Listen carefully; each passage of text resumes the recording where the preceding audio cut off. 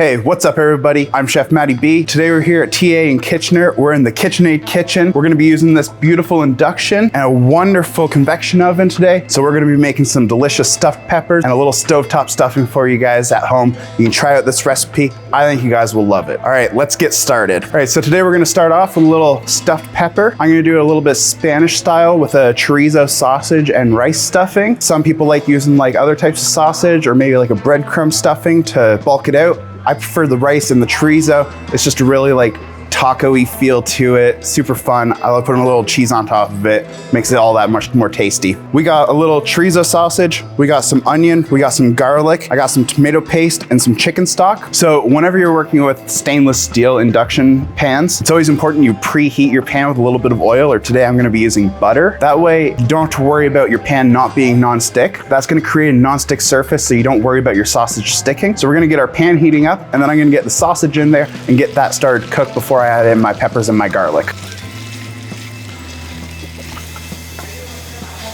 I am very particular when I pick my peppers. I like doing them where you cut it in half. A lot of places do it where they just cut the top off. I find that gives you a little bit too big of a portion. You want to look for one that has 4 bumps on the bottom. The 4 will give you nice even halves that will sit flat. Whereas the 3, you're gonna have one side that sits nice and flat. The other side is gonna be on a point, so it's gonna want to tip over. So you can see now those peppers are gonna sit nice and flat while I cook them, and I don't have to worry about them rolling around on the pan. I'm also gonna scoop out all the seeds and all the white membranes. I am, however, going to leave the stem intact. It's just gonna prevent it from creating a hole for all the juices to flow out. Once it's cooked, it'll pop off pretty easily, so you don't have to worry about really eating around that. So now they're all nice and hollowed out. We can go back to our filling. Our sausage meat's just about ready. We can get our onions and our garlic in that. And then once those are sweat out, I'm gonna add a little bit of tomato paste. You always wanna cook out your tomato paste before you start adding other ingredients. It just helps mellow out the flavor a little bit, helps all the flavor come together. So we can get our chicken stock in. That'll also help deglaze the pan, release all of those delicious cooked on flavors from the pan. Get it back into the mix here. And we're just gonna bring that up to a simmer, let it cook out a little bit. We don't want it to be too wet when we add it to the pepper. The pepper's also gonna release some moisture while it's baking, and we don't want it to become like a soupy mess. So especially when you're cooking a dish like this, where you need to increase and lower the heat kind of a lot, as you've seen so far, that's one of the things I love about induction is how fast it can change heats. So I need the heat to be down, I just turn it down and it instantly kills the heat to the pan. I don't have to worry about any residual heat that you would get off of like an electric cooktop. This is just gonna instantly lower the heat. But now I need my chicken stock to be simmering. So instead of waiting 5 minutes for it to come back up to a simmer, I just boost it, and 30 seconds, it's simmering back ready to go.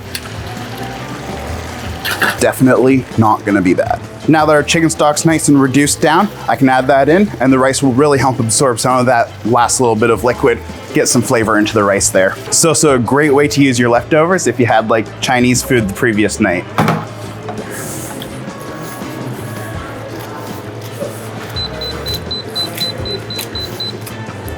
We made a little bit of a mess adding that rice in, but the other great thing about induction, super easy to clean up.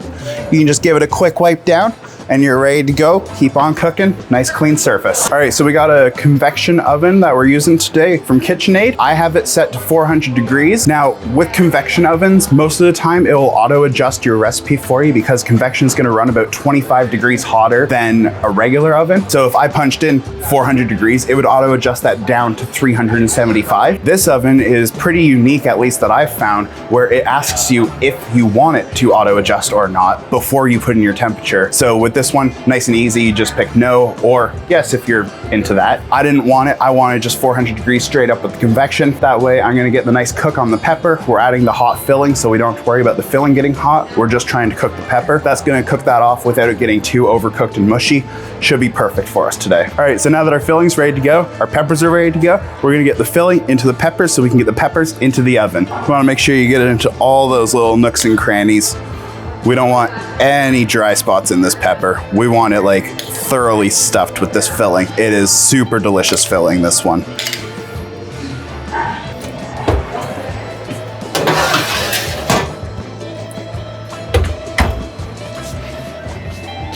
What are you filming me for? It's in the oven. All right, so now that our stuffed peppers are in the oven, we can start working on our stovetop stuffing. So for this one, I got some bread, classic Wonder Bread, diced up into cubes. You don't want it to be too fresh. This is a great way to use up some slightly stale bread. I just took my fresh bread and left it out overnight so that I got a little stale in the oven. That way it'll absorb a lot more flavor and it's not gonna go super mushy on you when you're cooking it in the pan. We also got some celery, some onion, some sage and rosemary to flavor it up real good. And with this one, we get to explore one of my other favorite features about induction is induction works beautifully with cast iron pans. So that's how I'm gonna be doing our stovetop stuffing today.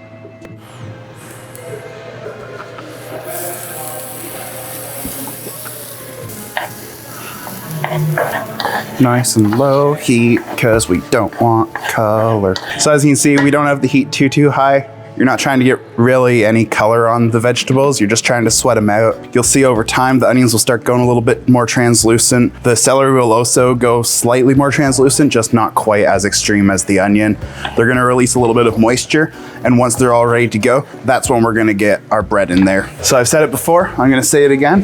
One of the things I love about induction is how much control you have over the temperature. This would be such a fine balance on anything but induction to get that like really low sweating out temperature without it then taking a million years.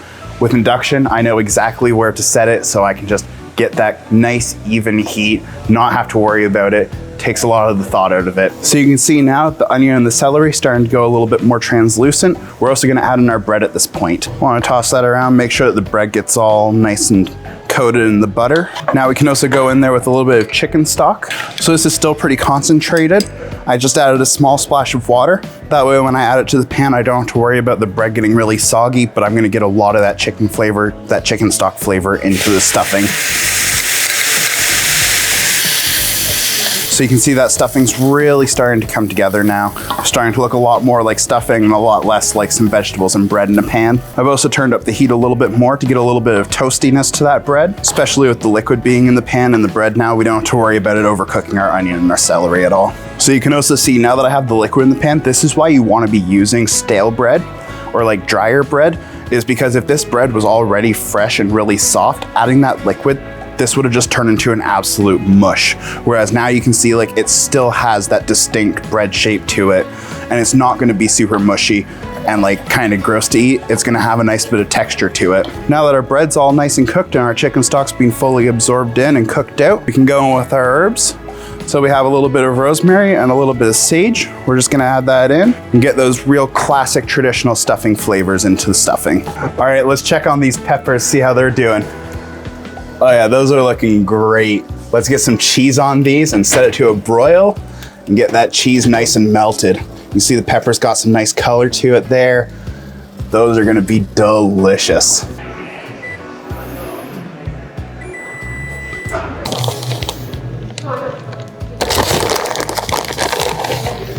Just get a nice topping of cheese on that. That's gonna melt all over it. Take it to that next level of delicious. We can get these back into the oven. Nice top rack for that direct heat, because we don't want the pepper to cook any more than it has. We just want to melt that cheese and get a little golden color to it. All right, let's take a peek on these peppers, see how the cheese is coming along. With broil, you don't want to leave them in too long. Those are looking perfect. I think I'm gonna pull them out as is. We got a little bit of melting action going on, a little bit of browning going on. I think that's gonna be delicious right there. Oh my God. The juices on that.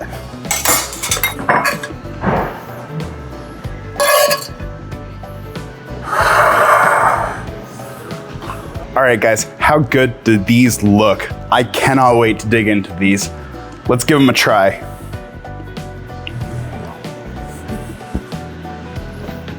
That right there, that tastes like Christmas. That is so delicious. And like I said, doing it on a stovetop just gives you that much more control over it, where like the bread still has texture. It's not mushy at all, but it's moist and like just so good. So much flavor packed into it. You get so much of that chicken flavor. You don't need to stuff it into a bird to get that flavor out of it. You can do it all on a stovetop and have that extra control.